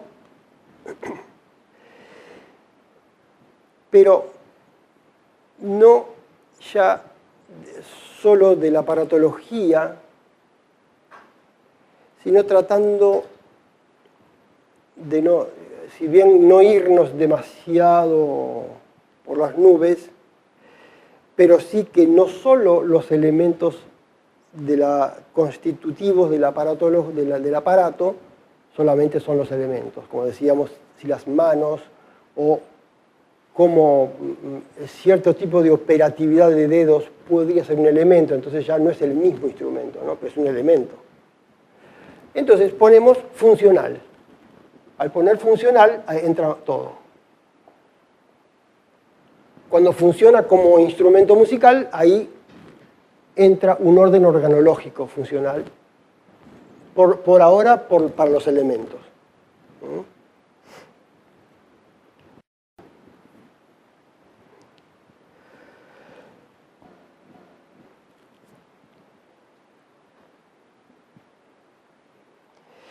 Aquí va a entrar siempre, que trataremos de aplicar esto que llamaríamos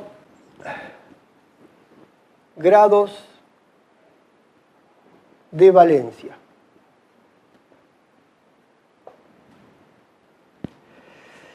Es decir, aún en el propio aparato nomás, al ser un aparato, instrumento musical, tiene un orden de valor cada elemento. Y entonces, ¿qué hay que determinarlo? ¿Cuánto vale? ¿Cuánto vale? ¿Dónde y para qué? ¿Cuánto vale en el instrumento para su funcionalidad? El instrumento sería el órgano. El órgano, al decir órgano, ya es funcional, le diré, ¿no? Si no, no se llamaría órgano. Si no hay función, no hay órgano. Si no cumple la función. Entonces, en esto suele haber mucha claridad y mucha confusión muchas veces en los procesos. Digamos, si un instrumentista que supuestamente sabe poco, más o menos, y toca muy bien y resuelve todo magistralmente bien, sabe muy bien dónde están los valores de los elementos. Eso estás de seguro, si no, ¿cómo va a hacer lo que hace? Ahora, por eso yo discutí siempre, desde muy joven, que la gente que tocaba de oído, todo esto, el proceso nuestro, hermoso, que existió siempre en la historia eso, ¿no? Y ellos mismos achicándose, pero yo no sé, pero a mí no sé, ¿no? Y resulta que tocaban magistral. Lo que hacían, lo hacían estupendo. Entonces yo siempre discutía, aun con ellos mismos, que no es verdad que no sabían. ¿Cómo no va a saber? Si no sabe, ¿cómo va a tocar así? No puede ser. Ahora, ¿qué saber tiene? Eso se puede discutir. ¿Cómo lo adquirió? ¿Cómo lo elaboró? Bueno, está bien. Todo eso pues, hay que determinar, a ver cómo fue que llegó. Lo que querían decir es que no habían estudiado con un profesor. Capaz que era mejor, ¿no? Y muchas veces hay gente que toca mucho, el bandoneón y cualquier instrumento, ¿no? Que han tocado muchos años. Y después me piden consejo a mí, y yo quisiera estudiar porque no estudié, porque no sé, porque no, en la ilusión de que si entran a un conservatorio van a adquirir conocimiento. No. Porque lo que ya saben, que ya consiguió un orden, cuando entra a la institución se le desordena el orden que establecieron. Así que, no, yo digo, no haga, no vaya, no, usted no tiene que hacer esto. Usted podría hacer tal cual cosa, bueno, lo que fuera, en cada caso, ¿no? Pero ven que cuando decimos grados de valor de los elementos, hay algo que en cierto modo está en la propia descubrimiento del instrumentista, hay un grado de valor que uno lo va coordinando, porque si no, ¿cómo es que toca lo que toca? Ahora, distinto es para nosotros tener que determinar cuál es el valor, ya ahí cambió. Con fin pedagógico, con fin metodológico, con fin de definición organológica. Ya ahí uno tiene que estar más seguro. Y ser más genérico, más de establecer el principio que decimos, ¿no es cierto? En esa definición. Entonces, podemos tener 3 grados de aplicación del valor. La equivalencia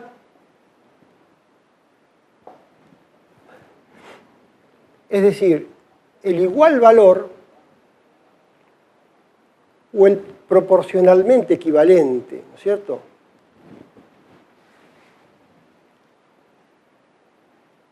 La prevalencia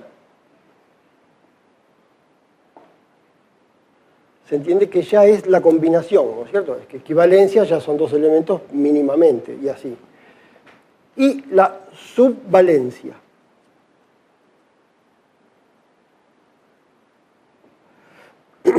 A veces hemos mencionado en la clase de instrumento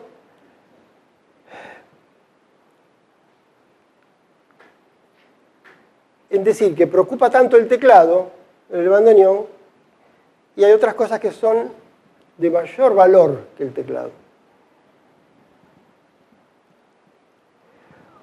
O saber dónde están las notas de la escala cromática en el teclado. Entonces, ahora entraron chicos nuevos que vienen, algunos vinieron con la escala así, estudiada la escala cromática toda entera en el teclado. Entonces, no es eso más importante que saber cómo toca la mano sobre el teclado. Es decir, el conocer el teclado no es conocer dónde está el do, el re, el mi, sino el conocer el teclado es el conocer la mano cómo toca sobre el teclado, cómo se maneja sobre el teclado. ¿No? Como el conocimiento del teclado lo tiene la mano, lo adquiere con la experiencia del trabajo, del estudio, lo va conociendo. No es que porque sabe dónde están las notas, el do y el re, lo va a conocer. Está bien, el que arranca no sabiendo nada, no se orienta para dónde tiene que ir, pero ven que hay un valor distinto ahí. O decimos, el que articula la tecla, baja la tecla el dedo para que suene. Entonces, muchas veces hemos dicho en clase, la articulación del sonido no es porque baja la tecla no suena. Si baja la tecla es sorda. Suena cuando tira. Quiere decir que la articulación, ¿cuál es? ¿Cuando baja la tecla o cuando tira? Bueno, es todo, porque si no bajan las teclas no suena tampoco, ¿no es cierto? Pero ven que un valor diferente, un mayor valor, un menor, no anula. El mayor valor no anula el menor. Al contrario, es en la funcionalidad es que se manifiesta la diferencia de valores. Por ejemplo, para un edificio, yo voy siempre a eso. ¿Qué es lo más importante para el edificio? Y hay varias cosas, son importantes, ¿no? Pero para la preocupación del arquitecto es que si va a tener 7 pisos, no sé, que no se, por lo menos que no se caiga. Puede quedar feo, digamos, ¿no? Pero por lo menos se mantenga en pie. Entonces él va a ser seguro el cimiento, ¿no es cierto? Ahora, No tiene puerta. claro, ahora, como dice Mijay, sin puertas, o sea, el gasto fue inútil, digamos, porque no lo puedo usar, ¿no? Ahora, sin puerta no sirve, lo anula completamente. Sí, pero la puerta no vale más que el cimiento. El valor es distinto, es un complemento de un valor, si se quiere, ínfimo, pero no puede faltar.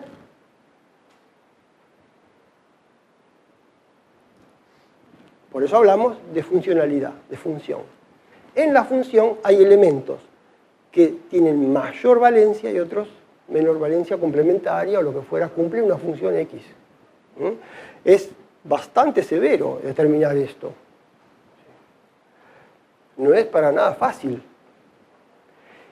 Pero sí es importante si uno tiene esto presente porque lo puede aplicar entonces. Porque aunque haya muchas cosas determinadas, puede variar en determinado momento. De acuerdo a que toques una obra de otro estilo, de otra manera, o se toque algo más complejo, más simple, como fuera, la música de pronto exige cosas en donde puede variar un régimen de valores, en donde se le dé mayor importancia o al dedo, o al tiro, o a la caída, o a otros elementos que en otro caso no son de un valor ínfimo, ahora pueden adquirir un valor mayor, y así esto es variable. Tiene una dinámica específica. Por eso lo importante es establecer el principio para aplicarlo, ¿ven? Entonces, esto que decíamos de elementos, principios, fundamentos, a veces están siempre conectados, no podemos separar. Los separamos para ir especificando de qué se trata, ¿no es cierto? Pero ven que hablamos de principios en los elementos porque si no, no tienen función. Cuando funciona, manifiesta el principio y se manifiesta un poco todo. Entonces, por ejemplo, ¿dónde encontramos una equivalencia de valor? Por ejemplo, el bandoneón. ¿Qué elementos comparativos puedo encontrar en donde hay equivalencia, donde valen iguales?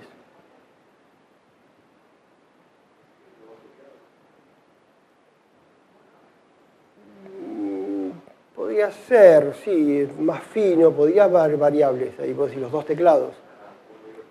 Hay cosas que son seguras que valen, que son de igual valor. Y no, ahí puede haber un diálogo en donde valga mucho la válvula en un momento y no valga nada la válvula en otro. Apertura y cierre también son comparativas. Pero seguro, por ejemplo, hay una equivalencia de valor, es en las teclas en sí. La tecla es tecla y cumple su función. Y ahí hay una equivalencia ya específica. Cada tecla y la otra, comparando una tecla con la otra, no hay una vale más que otra. Entonces, eso es seguro. Uno puede tener una guía a veces de cosas, ¿no? Porque no es tan fácil de establecerlo a veces, ¿no? Porque depende también de la función en el momento y lo que tenga que hacer. En el caso del abrir y el cerrar, ¿ven? Tratamos de que haya cierto equilibrio. ¿Por qué? Porque la operatividad funcional es totalmente opuesta. Entonces, puede haber una tendencia a cierta equivalencia, pero la equivalencia total no conviene acá. Lo que sabemos nosotros es que prevalece el abriendo. Entonces hay una prevalencia, en realidad. Funcionalmente hay prevalencia del abriendo. Tal es así, como lo decimos, que cuando tenemos que comparar una supuesta equivalencia entre abriendo y cerrando, entre el resultado del abriendo y del cerrando, en realidad el del cerrando no puede ser tomado de ejemplo, y sí el abriendo. El abriendo es el ejemplo perfecto, por decir, terminado. Y el cerrando, si no lo consigue, tiene que tratar de conseguir lo que consigue el abriendo, no al revés. Entonces, hay una subvalencia del cerrando comparado al abriendo. Entonces, equivalencia no hay. Ojo. Porque también, desde el desconocimiento se puede decir, sí, toca perfecto el bandoneón, porque para él no hay diferencia de abriendo, cerrando, todo es igual. Y no, es porque no sabe tocar el bandoneón, ¿no? ¿Verdad? O si no, lo mismo decir, es un defecto ya serio, decir que se toca todo abriendo y nada cerrando, ya es poner en evidencia esta subvalencia, derrotarla totalmente, ¿no? Anular el cerrando y ponerlo en una subvalencia extrema, ¿cierto? Entonces eso ya es totalmente impropio, por supuesto. Pero cuando yo conozco esa bifuncionalidad abriendo y cerrando, conozco bien cuál es el valor de uno y otro. Porque si lo sé aplicar es porque conozco el valor. ¿Se entiende? Pero hay una diferencia, ¿no? Hay uno que es subvalente sobre el otro o es prevalente sobre... El abriendo es prevalente sobre el cerrando, que es subvalente. Distinto sería que ese complementario es una subvalencia ya menor, ¿no es cierto? Que algún elemento sea meramente complementario, ¿no? Es decir, que sirva solo para completar un proceso ya es una subvalencia mayor. O sea que son grados, el valor son grados. Es una cantidad el valor. La equivalencia entre las teclas es un poco floja porque es entre una tecla contra otra tecla. Y por eso son igual. Estamos hablando de una equivalencia de un elemento con otro elemento distinto. Que No, está bien, pero hay cuántas teclas. No me acuerdo la cantidad, 180, 80.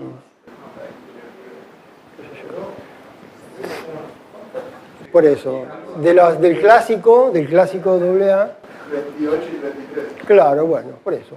Las teclas son teclas, cumplen una única función, aunque sea más difícil tocar la que está abajo que la que está arriba, eso ya es otra cuestión. Ya entra en una valencia distinta de ejecutiva de la mano en relación, ¿no es cierto? Pero como tecla, lo que tiene que hacer es levantar y que suene. En la función es la misma tienen, por más que haya alguna diferencia, también, ¿cierto? Pero encuentro una equivalencia entre dos elementos distintos. Y bueno, el abriendo y cerrando. Equivalencia. Equivalencia. Y bueno, puede haberla. Porque siempre ¿Cómo? Claro, pero no es lo mismo decir que hay correspondencia, que vos tenés un movimiento complejo, porque al tener que tocar vos accionás el fuelle, el teclado, la mano, todo, se acciona todo junto. Entonces hay una correlación de elementos, como decimos lo de la puerta del edificio, no puede faltar la puerta, pero no es lo fundamental, ¿no es cierto? Entonces, siempre es una correlación de elementos. No importa que yo no tenga que al hacer la cuenta de los valores me dé perfecto exacto, sino que es funcional. En algún momento, algunos elementos pueden llegar a un grado de equivalencia más exacto y otros prevalecer. Sí, en realidad todo el proceso de producción de una obra es equivalente en cada tecla, porque no solo la tecla, sino también... Claro, en el fondo la lengüeta también tiene un alto grado de equivalencia, las lengüetas, desde cierto punto de vista. Desde el punto de vista estrictamente funcional, cumplen con dar sonido y son equivalentes. Desde otro punto de vista, no. Desde el punto de vista del timbre, ya hay cambios, según cambio, pues muy variable esto. Claro, por supuesto. Por eso considero que lo importante es tenerlo presente, no que yo tengo la tablita y aplico y digo, esto suma 2 más 2, no es así.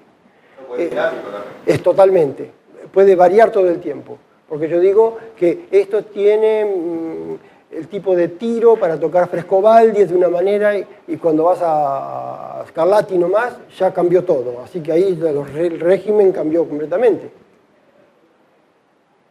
Y decimos, y ponemos la posición, que la rodilla tiene que estar así, que el cuerpo tiene que estar así, que la columna de esta manera para tocar ese Frescobaldi así, que sea así.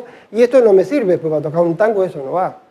O sea que ahí cambió el régimen totalmente para poder tocar lo otro. De manera que, por supuesto, por eso voy siempre al hecho del funcional, porque ahí entra toda la dinámica. Lo importante que si yo consigo un resultado con el instrumento es porque yo, en el fondo, sé aplicar los grados de valencia. ¿Se entiende? ¿O voy aprendiendo eso? Pero todo va a la ejecución. Porque el instrumento musical tiene un fin, tocar música. ¿Y acá otra dónde va y si no? Nosotros usar estas definiciones viene a ser útil cuando uno tiene que analizarlas, cuando vamos a analizar las situaciones, o mismo en la pedagogía. Claro. Como para saber cómo tomar la situación y poder definirla mejor. Todo el tiempo, todo el tiempo. Sobre todo en el estudio, y en el estudio uno va como dialogando y discutiendo consigo mismo sobre si la cosa se consigue o no se consigue, y están jugando todos los tipos de grados de valor, ¿no? Y a veces un alumno puede estar muy obsesionado con una problemática y él cree que tiene que vencer eso como una cosa terrible, y cuando va a clase uno le explica de que eso no era importante en realidad, que él tiene que ocuparse de otra cosa y no preocuparse de esto. Y entonces le cambió el régimen de valor completamente, de los elementos.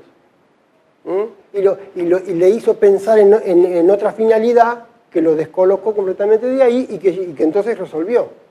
Quiere decir que el que le está dando la indicación está corrigiendo un régimen de valores de esos elementos. ¿Se entiende? No es tan importante saber cuál vale más, cuál vale menos, sino que yo lo puedo hacer eso de forma de los elementos, sí, porque en la observación del aparato yo puedo decir que el teclado en relación a la válvula hay una prevalencia del teclado, porque el teclado es la funcionalidad pura, la función pura sonora. Y la válvula es un complemento de auxilio de un régimen de equilibrio del aire. Entonces la válvula es complementaria totalmente. Es imprescindible porque no se puede tocar sin válvulas, pero es como decíamos el ejemplo de la puerta, ¿no es cierto? Como decía maestro, que la palabra clave para mí es funcional. Sí. Es cuando funciona eso. El valor se manifiesta cuando funciona. Porque a lo mejor, estéticamente, a lo mejor, para dividir la palabra equivalencia, yo escribo equivalencia, pero estoy separando mal la palabra. Claro, por eso un estudiante de matemática, un profesor muy preparado, sabe que cuando el alumno aprende a sumar que 2 más 2 es 4, él cree que ya está manejando la matemática y en realidad lo que está haciendo está poniendo palitos. Lo que no entendió la funcionalidad de la matemática y lo que cuesta de la matemática. Entender cuál es la funcionalidad. Pues los chicos dicen ¿para qué sirve? ¿Para qué sirve? Porque no termina de descubrir la función que cumple. ¿No es cierto? En la música para nosotros es más directo porque hay que ir y tocar el instrumento, ¿no?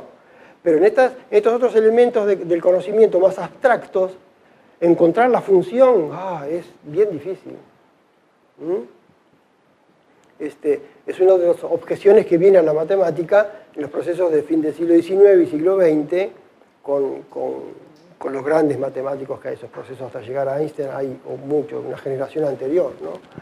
Y entonces que son apasionados de la matemática. Y ya había los problemas en los colegios de la gente que rechazaba la matemática porque estaba muy sistematizada a resolver problemas muy establecidos, entonces no encontraban las funciones. Y yo decía, ¿cómo no les va a gustar la matemática? No puede ser, decían ellos, ¿no? Porque donde está todo el proceso de la inventiva, de la mente, de todo, la función la tenían muy clara. Y bueno, es un problema pedagógico muy severo, hasta hoy pasa esto, ¿no es cierto? Y entonces, bueno, eso tendrá que ser resuelto, porque no puede ser que porque no le abren los caminos para la comprensión de la funcionalidad de la matemática, odien a la matemática. ¿Qué es esto? ¿No es cierto? ¿Cómo puede ser? A mí, la preocupación de la falta de aire cuando a la vida cerrar, en dónde debo armar la frase para que sea prudente, clara, etcétera, etcétera. ¿Dónde abrir y dónde cerrar? O sea, el factor aire. Claro. ¿Cómo explicarlo? Pero bueno, hay un proceso de una graduación de equilibrio muy importante en el instrumento. Es muy delicado eso, ¿no? Por eso hay que practicarlo mucho y saberlo hacer muy bien. Es decir, el instrumentista tiene que tener mucha experiencia para poder aplicar los elementos y conseguir los resultados que quiere, ¿no? Gran parte de la problemática del estudio y de resolver la obra está ahí, específicamente para el bandoneón, ¿no? Pero bueno, ven que nosotros estamos en la definición preliminar, ¿no es cierto?, de apenas establecer elementos que puedan ser útiles para el modo de pensar el instrumento. También se dan cuenta que estas cosas no pueden ser planteadas hacia principiantes, que no es un conocimiento que uno transmite y después lo recibe y lo aplica, sino que uno, para entender, tiene que tener la experiencia ya. Tiene que saber de qué se trata. Al hablar de grados de valencia es porque uno ya tiene una lucha, tiene un camino de lucha con el instrumento. Y estas cosas ya las tuvo en manos, ya las estuvo trabajando mucho, ¿verdad? Entonces, por eso también, cuando vayamos a definir tantas cosas que hay que definir, vamos a estar todo el tiempo manifestando grados de valor. Y poner las cosas un poco en su lugar, eso cuando decimos los fundamentos, también por reflejo, al definir fundamentos, definiremos complementariedad de elementos. ¿Cuáles son elementos complementarios o elementos simplemente de auxilio de una funcionalidad? Hay muchos grados que oficia la funcionalidad. Y vamos a estar todo el tiempo apelando a esta noción del valor, en el valor funcional. Aunque el maestro le hemos oído tantas veces en clase, su preocupación de definir las cosas, ¿no? O sea, claro. Casi en estas dos reuniones se reitera, para mi oído, esa preocupación de definamos bien la cosa y a partir de esa estructura avance. Claro, claro. Porque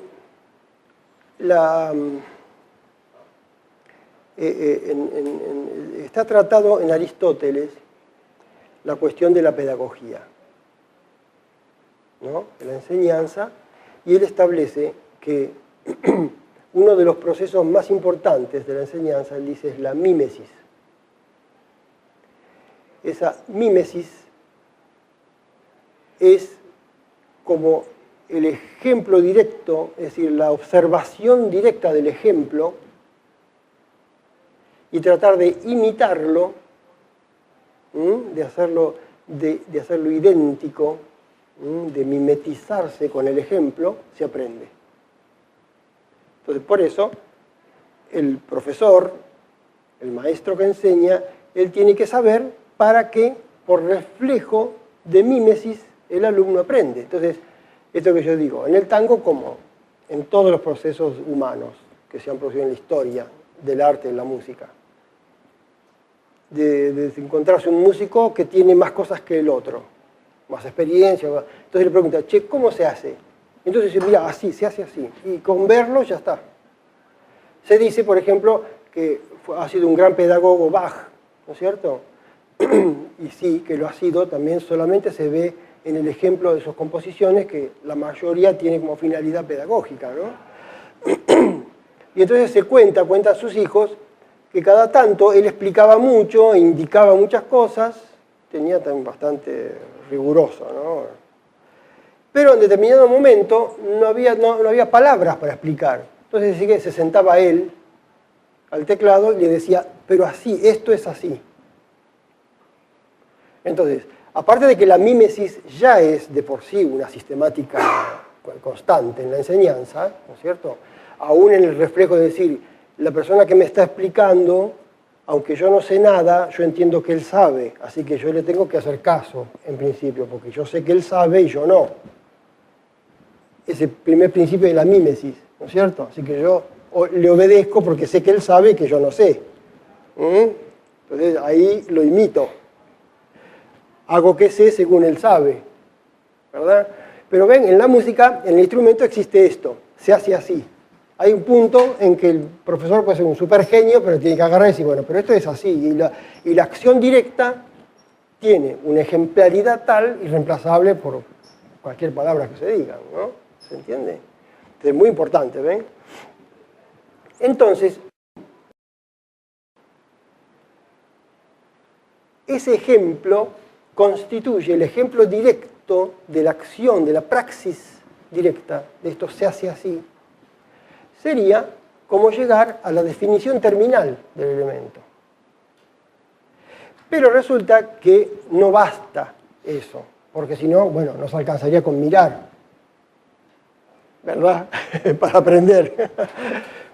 Pero en los otros instrumentos que tienen mucha historia pedagógica, hay muchas cosas muy determinadas y muy explicadas, muy explicitadas históricamente. Falta saberlas, ¿no es cierto? Por supuesto, o sea, como siempre en todo, encontrar un buen profesor, ¿no? Pero están muy explicitadas, sobre todo en la historia estética de la composición. Porque la composición, le diré, el compositor compone para el intérprete. Y en el fondo el compositor compone para el instrumento. Después que se haga muy famoso, no sé, ¿no? Que la consecuencia sea otra cosa, que sea la gran figura universal, histórica, qué sé yo, bueno, eso es después. ¿No es cierto? Vaya a saber quién o cómo se hace eso. Pero lo primero del compositor es que si escribe un concierto para violín, alguna vez haya visto un violín, ¿no? Bueno, o sea, que escribe para el violín. Y no para ese intérprete, que también puede ser para ese intérprete, pero escribe para que haya un intérprete que toque esto, que está haciendo esto. Él piensa para el que va a tocar en ese instrumento. ¿No? Hay una funcionalidad pedagógica explicitada ya en la composición. Por eso el arte todo en general es pedagógico. Hablaríamos en otro momento. Pero en especial la composición es un ejemplo pedagógico constante. Porque el estudiante tiene que estudiar la obra y la obra le enseña cómo tiene que tocar.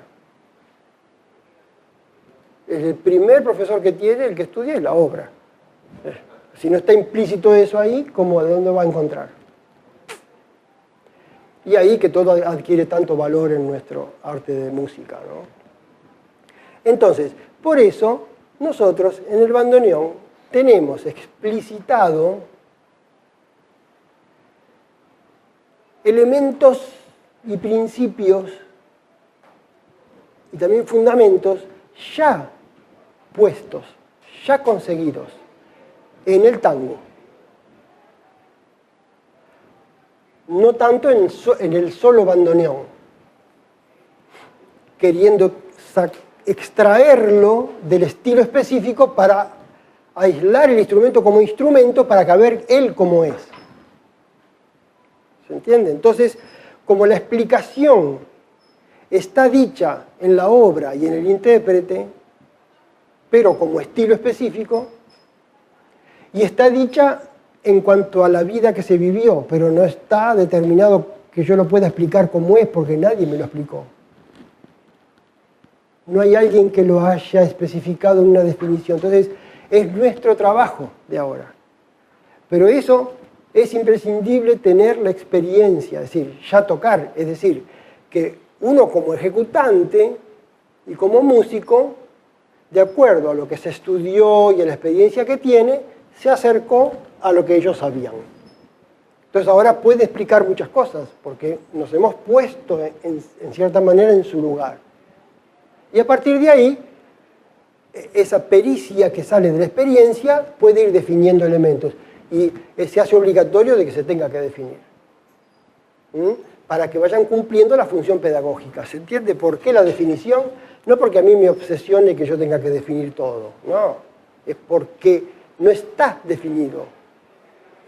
No está argumentado, no está explicado. Bueno, ya dije mucho.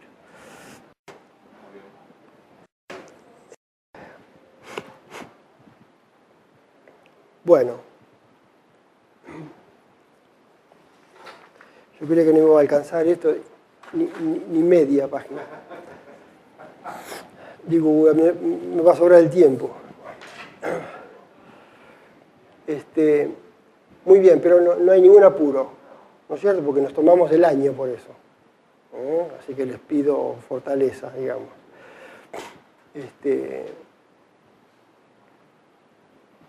De manera que, bueno, seguiremos hasta lo más que se pueda en nuestros encuentros sabatinos, e iremos desilvanando esta cuestión. Y cuestión también de internarse, ¿no es cierto?, en las temáticas, y van a ir surgiendo muchas cosas. Van a ir surgiendo muchos. Por eso yo quería establecer un programa general, pero no, yo lo tengo así, pero no quiero que se construya un poco en la necesidad de la exposición, ¿no? Y va a salir, hay muchísimas cosas. Hasta que lleguemos a los detalles, ¿no? La funcionalidad de la mano, el dedo. Pero la vez pasada yo les decía, llegar a establecer principios esos didácticos, pedagógicos, hasta el material pedagógico también, todo. Tratar de abordar todo. Bueno, ya cuando ya tengamos todo esto muy